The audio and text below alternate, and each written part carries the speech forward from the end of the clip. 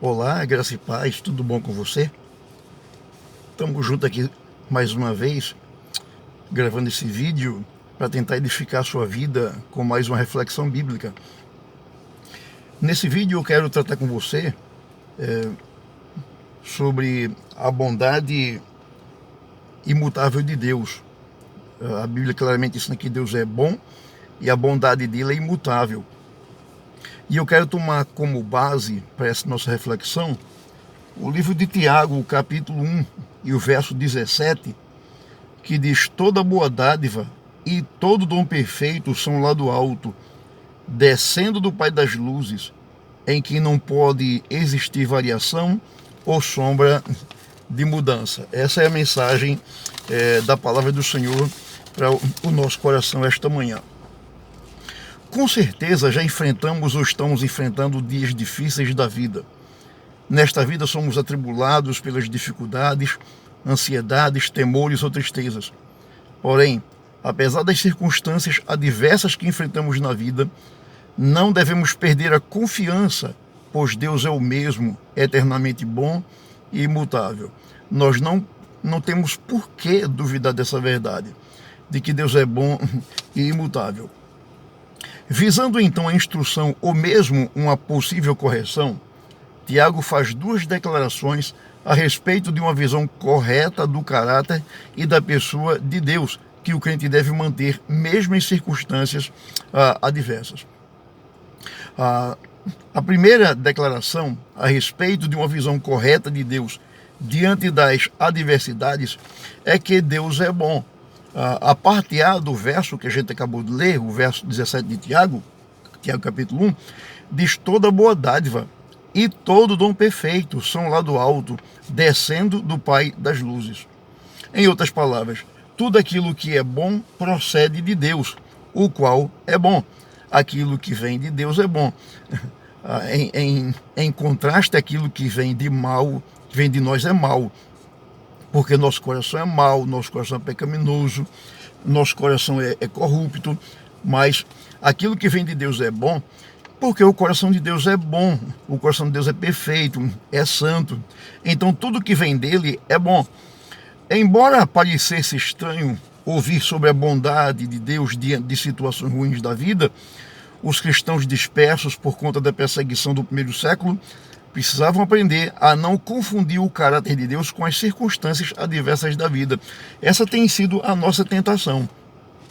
Se as coisas vão bem conosco, Deus é bom. Se as coisas não vão bem conosco, Deus não é bom. É assim que a gente segue a lógica da vida. Deus é bom dependendo das circunstâncias. E dependendo das circunstâncias, ele não é bom. Por exemplo, se eu tenho emprego, se eu tenho salário, se eu tenho saúde, se tudo vai bem na minha família, Deus é bom. Mas se eu não tenho emprego, se eu não tenho salário, se eu estou doente ou se alguém da minha família está doente, se há algum problema na minha família, então Deus não é bom. É assim que a gente faz. Essa é a nossa lógica. Nós, então, limitamos a bondade de Deus, o seu caráter bom, às circunstâncias da vida.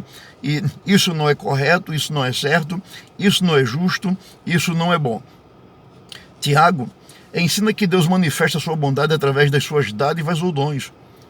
O bom Deus derrama sua graça e misericórdia nos homens, dando o sol e a chuva, as estações frutíferas, a vida e a respiração e tudo mais. Então, o fato de que cada dia eu me levanto com vida, o fato que eu tenho na minha mesa pão para comer todos os dias, o fato que eu ainda respiro, tudo isso é indicação de que Deus é bom. Deus é bom e Ele me mantém. A chuva, o sol, tudo isso mostra que Deus de fato é bom. A origem destas dádivas e dons é o próprio Deus, pois são lá do alto. O que se origina do coração do homem, como já falei antes, não é bom, mas aquilo que vem de Deus é bom e perfeito, pois Deus é bom e benevolente. Quando Satanás tentou Eva no jardim do Éden e tentou Jesus no deserto, ele questionou a bondade de Deus. A bondade de Deus é o grande escudo contra a tentação do diabo. Ou seja, apesar do diabo nos tentar colocar em nossa mente alguma dúvida a respeito da bondade de Deus, nós devemos usar exatamente a bondade de Deus como escudo contra a tentação do diabo. Quando vier aquela seta maligna em nossa mente, Deus não é bom porque eu estou passando por uma circunstância adversa, uma circunstância difícil, então Deus não é bom. Quando o diabo colocar essa dúvida na sua mente, use a verdade, a bondade de Deus como escudo e declare: Deus é bom e a bondade dele independe do que eu estou passando, independe de minhas provações, independe das adversidades da vida. Deus é bom. Então use a bondade de Deus como um escudo contra a tentação do diabo. Quando sabemos que Deus é bom, não precisamos cair nas armadilhas do diabo para suprir as nossas necessidades. Jesus resistiu à tentação diabólica para satisfazer suas necessidades. Eva, infelizmente, caiu na tentação do diabo, duvidou da bondade de Deus, mas Jesus não duvidou da bondade de Deus, mas ele usou a bondade de Deus como escudo para vencer a tentação de Satanás. Satanás queria que Cristo atendesse às suas sugestões para suprir suas necessidades, e ele negou essa tentação, ele resistiu a essa tentação, ele fugiu da tentação. E é isso que nós temos que fazer: fugir da tentação do diabo quando ele vier jogar em nossa mente a dúvida de que Deus é bom. Quando o diabo disse a Jesus: se és o Filho de Deus, transforma estas pedras em pães, Jesus respondeu que nem só de pão vive o homem, mas de toda palavra que vem de Deus. Portanto, é melhor estar faminto dentro da vontade de Deus do que estar cheio e satisfeito fora da vontade de Deus. É melhor estar faminto, mas não cair na tentação do diabo, do que estar cheio, caindo na tentação do diabo, pecando contra Deus. Tudo o que temos vem da bondade de Deus. E tudo o que Deus dá é bom, até mesmo as provações. O espinho na carne de Paulo foi um dom estranho, mas foi uma grande bênção para ele. Essa questão do espinho na carne de Paulo, a gente não sabe o que foi esse espinho, mas foi um espinho que Paulo recebeu, foi alguma coisa que Paulo recebeu e que incomodou a sua vida. Essa experiência que Paulo teve com o espinho na carne está em 2 de Coríntios, capítulo 12, versos 1 ao 10. Eu queria chamar a sua atenção para a leitura dessa passagem. Conheço um homem em Cristo que há 14 anos foi arrebatado até o terceiro céu. Se no corpo ou fora do corpo, não sei, Deus o sabe. E sei que o tal homem, se no corpo ou fora do corpo, não sei, Deus o sabe, foi arrebatado ao paraíso e ouviu palavras inefáveis, às quais não é lícito ou me referir.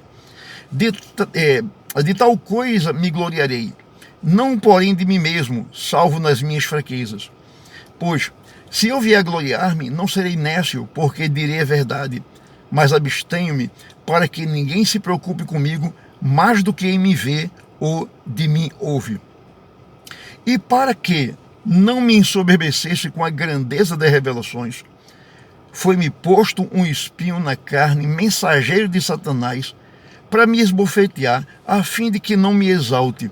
Por causa disto, 3 vezes pedi ao Senhor que a afastasse de mim. Então ele me disse: a minha graça te basta, porque o poder se aperfeiçoa na fraqueza. De boa vontade, pois, mas me gloriarei nas fraquezas, para que sobre mim repouse o poder de Cristo. Pelo que sinto o prazer nas fraquezas, nas injúrias, nas necessidades, nas perseguições, nas angústias, por amor de Cristo. Porque quando sou fraco, então é que sou forte. Então aqui a gente tem aqui a experiência de Paulo com o espinho na carne, né? E ele diz que pediu ao Senhor 3 vezes para que o Senhor removesse dele esse espinho, e o Senhor não removeu. E veja que o texto diz que esse espinho foi colocado na vida dele para que ele não se ensoberbecesse, não se exaltasse por conta da grandeza das revelações que ele teve. Então, o homem naturalmente pode se gloriar, se exaltar, se ensoberbecer por conta de uma grande experiência que teve. E Paulo podia se ensoberbecer, se gloriar da visão, da revelação que teve. Então, para evitar isso, Deus colocou um espinho na carne dele que o lembraria cada vez que ele quisesse se exaltar. Essa promessa da parte de Deus, de que minha graça te basta, e de que o meu poder se aperfeiçoa na fraqueza, que ele disse a Paulo, sem dúvida alguma conferiu forças e encorajamento a Paulo em sofrimentos subsequentes pelos quais ele passou. É assim que Deus transforma dores e sofrimentos em bênçãos. Deus nos dá força, nos dá graça para passar pelas adversidades da vida. A bondade dele é tão grande que mesmo nas adversidades da vida, ele vem nos socorrer, ele vem nos dar sua graça, poder, força, para que a gente supere as adversidades da vida, as dificuldades da vida, as tribulações, aflições e sofrimentos da vida. Tiago ensina que as dádivas que temos vêm descendo do Pai das luzes. O verbo aqui, descer, no grego, está no particípio presente, que é o nosso gerúndio de português. E esse verbo indica algo descendo constantemente, ou algo que continua descendo. Daqui aprendemos que as dádivas de Deus não são ocasionais, não são de vez em quando, não.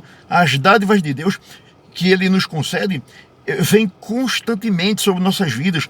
Deus envia suas dádivas, mesmo quando não as vemos, descendo constantemente lá do alto do Senhor, as dádivas do Senhor. Uma segunda declaração que nós queremos chamar a atenção de vocês, para que a gente veja a bondade de Deus mesmo nas adversidades da vida, está na parte B do verso 17 do capítulo 1 de Tiago, que diz: em quem não pode existir variação ou sombra de mudança. Então, tudo que é bom vem de Deus. Deus é aquele em quem não existe variação ou sombra de mudança. Daí dizermos, a bondade de Deus é imutável. Deus é bom e imutável. Variedade e mudança são características das coisas criadas.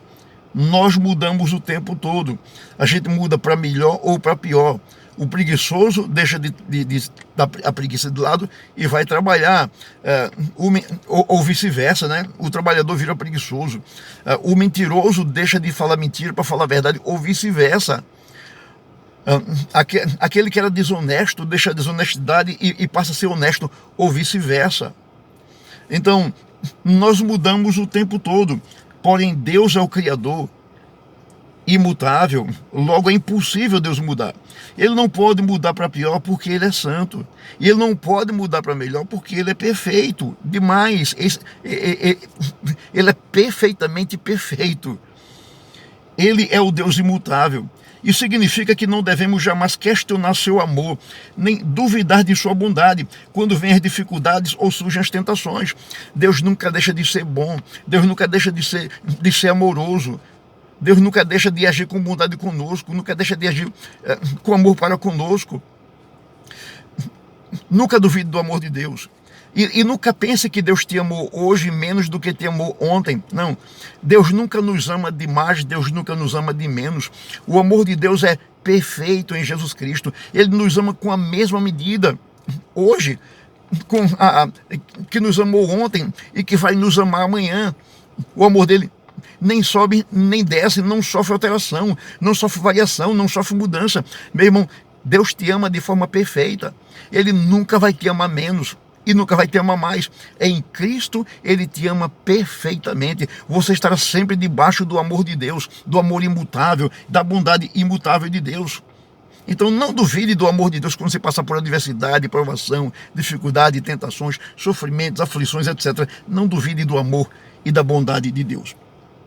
A ideia de imutabilidade de Deus está arraigada à ideia de sua bondade. Isso implica a certeza de que a bondade do Deus imutável nunca sofre alteração ou mudança.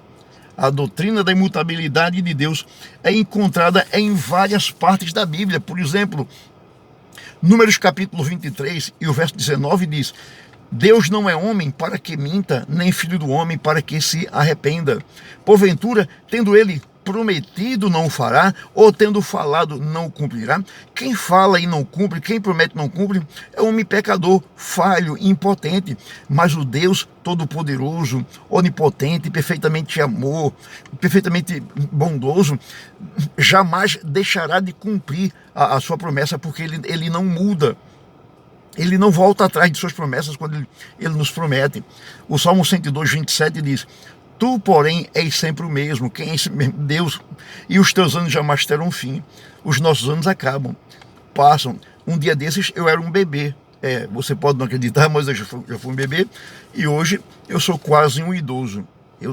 essa barba branca e essa falta de cabelo não significa que eu já sou idoso, não, viu? As aparências enganam. Eu hoje estou com apenas 55 anos. Você pode não acreditar, mas é verdade. Eu não sou idoso ainda, não. Alguém já me chamou de ancião no vídeo que eu gravei. Alguém colocou embaixo me chamando de ancião. Ainda não sou, não. A barba branca e a falta de cabelo não são indicações de que eu já sou ancião. Não sou ainda. Tenho 55 anos só. Pode acreditar, verdade. Mas veja, um dia eu era bebê. Hoje eu tenho 55 anos e amanhã eu não terei mais idade, porque amanhã eu estarei no céu. Amanhã eu partirei desta vida e estarei com Cristo no céu. Então os meus anos passam, os meus dias passam, a minha vida passa. A nossa força, o nosso vigor passa. Um dia desses eu era um jovem, participando de artes marciais como jiu-jitsu, taekwondo. Eu era um jovem que jogava futebol, jogava no gol, era um bom goleiro. Hoje eu não tenho mais esse vigor para fazer mais nada, né? Hoje eu estou assim quase que acabado, né? Então a nossa vida passa, mas Deus, diz aqui o salmista, tu és sempre o mesmo e os teus anos jamais terão fim. Há uma ilustração que diz que num certo túnel, não sei onde, na Europa, não sei, né? Havia um túnel por onde passava um trem e na parede do túnel tinha assim, Deus está morto, assinado Nietzsche, né? Aquele ateu Nietzsche. Então todo dia as pessoas passavam no túnel e tinha lá, Deus está morto. Aí um certo dia, quando o trem passou ali, a mensagem era outra, a mensagem foi modificada. A mensagem era, Nietzsche está morto, assinado Deus. Nietzsche morreu, mas Deus está vivo, ontem, hoje e sempre. Os anos dele não mudam, não terão fim. Malaquias capítulo 3, verso 6 diz, porque eu, o Senhor, não mudo, por isso vós, ó filho de Jacó, não sois consumidos. Olha, por assim dizer, a nossa sorte. Por que nós não somos consumidos? Por que Deus não nos destrói? Porque Ele não muda. Ele é o mesmo, Ele é paciente conosco, longânimo conosco, e Ele nos ama. A promessa de nos amar, Ele não muda. A promessa de ser bondoso conosco, Ele não muda. A promessa de cuidar de nós, Ele não muda. A promessa de que bondade e misericórdia estarão conosco todos os dias da nossa vida, não muda. Essa, por assim dizer, essa, por assim dizer, é a nossa sorte. Tiago conduz os crentes dispersos, para quem ele escreve, a não terem quaisquer razões para questionar ou duvidar da pessoa e do caráter de Deus. As duras provas da vida não podem afetar ou comprometer as ações de Deus. Aquilo que dissemos no começo. Você não pode limitar a bondade de Deus às circunstâncias. Deus é bom, apesar das circunstâncias. Saiba sempre que o Deus bondoso e imutável está soberanamente presente em nossas provações. Eu quero concluir essa mensagem dizendo o seguinte, não permita que o diabo te convença de que Deus não é bom e que Ele não te ama. Saiba que o amor que Deus tem por você é um amor imutável, ou seja, nunca é maior e nunca é menor, mas é imutavelmente perfeito em Cristo e porque Ele te ama imutavelmente. Ele tem cuidado de você e supre cada uma de suas necessidades. Creia nisso. Não aceite a sugestão do diabo de que Deus não é bom ou que Deus é bom dependendo da circunstância. Não aceite essa sugestão. Diga não a essa tentação. Creia que Deus é bom independentemente da situação que você esteja vivendo. Apesar de sua aflição, sofrimento, tribulação, provação, adversidade, desemprego, apesar de qualquer coisa, Deus é imutavelmente bom e amoroso. Nunca duvide disso. Creia nisso e louve o nome dele. Em nome de Jesus. Se essa mensagem te edificou, compartilhe esse vídeo com alguém, compartilhe nas redes sociais, para que outras pessoas possam ouvir essa mensagem e também sejam edificadas. Um grande abraço para você, Deus te abençoe.